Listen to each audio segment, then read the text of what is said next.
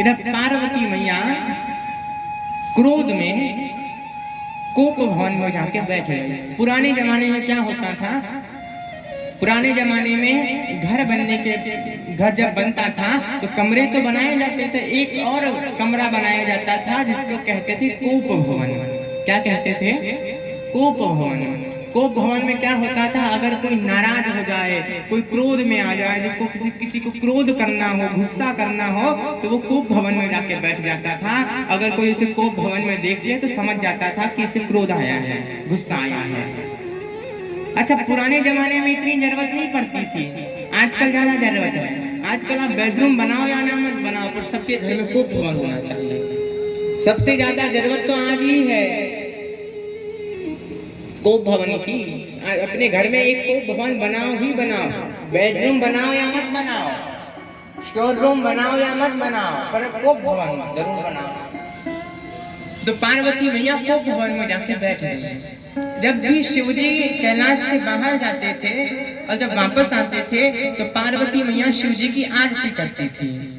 और जैसे ही शिवजी वापस आए तो कोई नहीं दिखा, कोई आरती करने के लिए नहीं।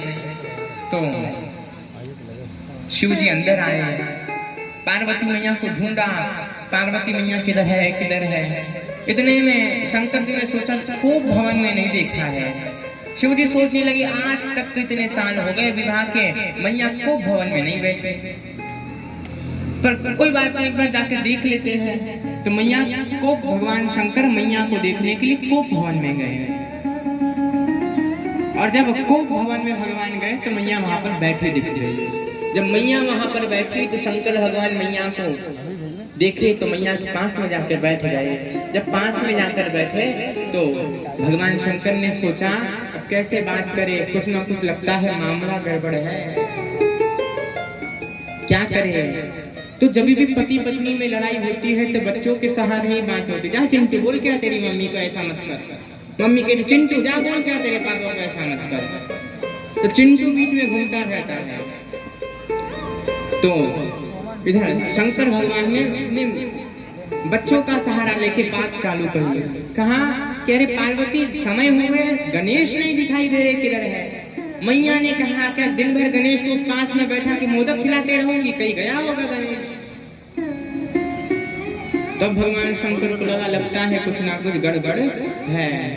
भगवान ने पूछा कि देवी क्या गड़बड़ है, क्या हुआ, इतने क्रोध में क्यों हो। तब इतने क्रोध में आना क्यों हो।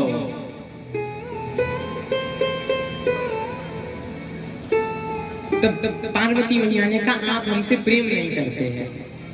तो भगवान शंकर ने कहा प्रेम तो करते हैं, क्या हुआ।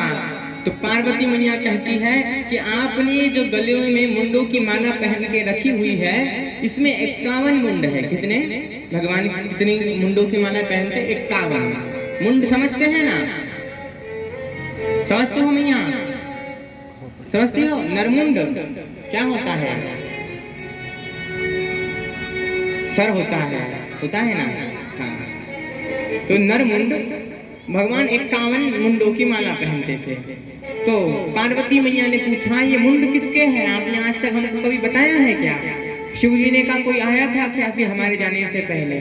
तो कहा हाँ, कौन, नारद जी। तो कहा नारद जी काम कर गए।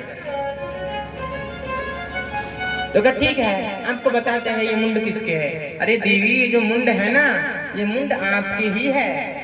जब जब आपने जन्म लिया और जब जब आपकी मृत्यु हुई तो आपके दुख में मैंने आपके मुंड को सांप में डालकर पहन लिया। तो पार्वती मैया कहती है इसमें 51 मुंड है। तो 51 मतलब मैंने 51 बार जन्म लिया, 51 बार मेरी मृत्यु हुई और आपने 51 बार मुंडों की माला पहनी। मतलब पार्वती मैया का जन्म 52 क्या बोलते हैं हिंदी में, 52। हाँ, तो 52 बार जन्म है हमारी पार्वती मैया का।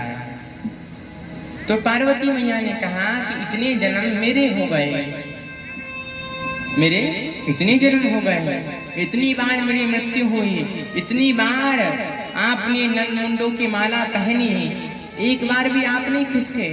मैं इतनी बार खिसक गई, एक बार भी नहीं गए आप। शंकर भगवान ने कहा हम एक बार भी नहीं गए। अच्छा क्यों नहीं गए? आपने कौन सी जड़ी बूटी पहन रखी है? कौन सी जड़ी बूटी आपने धारण करके रखी है जो आपकी मृत्यु नहीं होती? शंकर भगवान ने कहा मैंने अमर कथा सुन रखी है। कौन सी कथा? अमर कथा। अच्छा भगवान शंकर ने कहा मैंने अमर कथा सुनी है। तो पार्वती मैया कहती है कि आपने हमको राम जी की बहुत कथा सुना दी, आज तक आपने मुझको अमर कथा नहीं सुनाई।